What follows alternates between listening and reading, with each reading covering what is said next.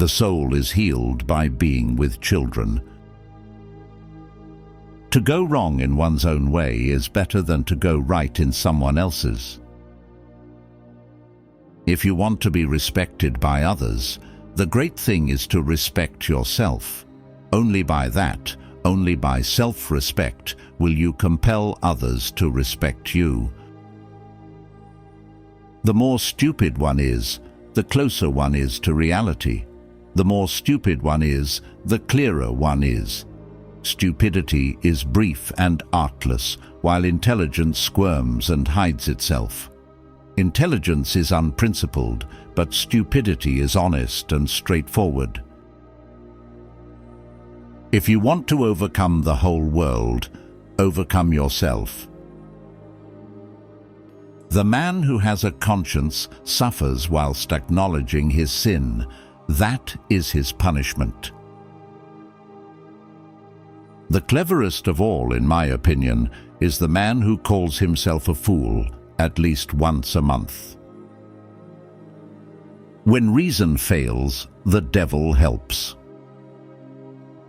It is not the brains that matter most, but that which guides them: the character, the heart, generous qualities, progressive ideas. To love is to suffer, and there can be no love otherwise. This is my last message to you. In sorrow, seek happiness. Above all, don't lie to yourself. The man who lies to himself and listens to his own lie comes to a point that he cannot distinguish the truth within him or around him, and so loses all respect for himself and for others. And having no respect, he ceases to love. You can be sincere and still be stupid. It is better to be unhappy and know the worst than to be happy in a fool's paradise. Pain and suffering are always inevitable for a large intelligence and a deep heart.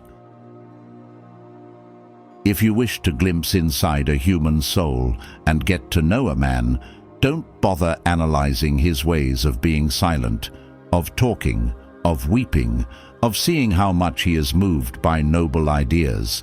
You will get better results if you just watch him laugh. If he laughs well, he's a good man. Man is sometimes extraordinarily, passionately in love with suffering. The awful thing is that beauty is mysterious as well as terrible. God and the devil are fighting there, and the battlefield is the heart of man.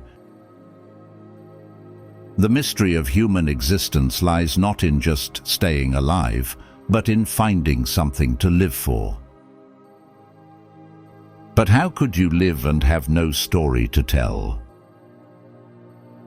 About the bestial cruelty of man. But that is terribly unjust and offensive to beasts. No animal could ever be so cruel as a man, so artfully, so artistically cruel. Right or wrong, it's very pleasant to break something from time to time. Man is a mystery.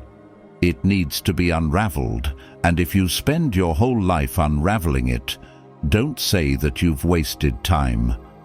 I am studying that mystery because I want to be a human being. Power is given only to him who dares to stoop and take it. One must have the courage to dare. I could not become anything, neither good nor bad, neither a scoundrel nor an honest man, neither a hero nor an insect. And now I am eking out my days in my corner, taunting myself with the bitter and entirely useless consolation that an intelligent man cannot seriously become anything, that only a fool can become something. The degree of civilization in a society can be judged by entering its prisons. Love all God's creation, both the whole and every grain of sand. Love every leaf, every ray of light. Love the animals, love the plants, love each separate thing.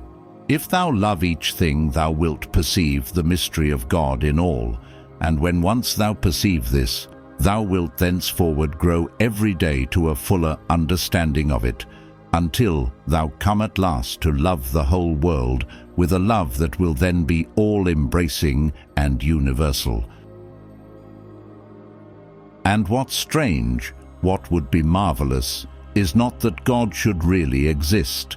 The marvel is that such an idea, the idea of the necessity of God, could enter the head of such a savage, vicious beast as man.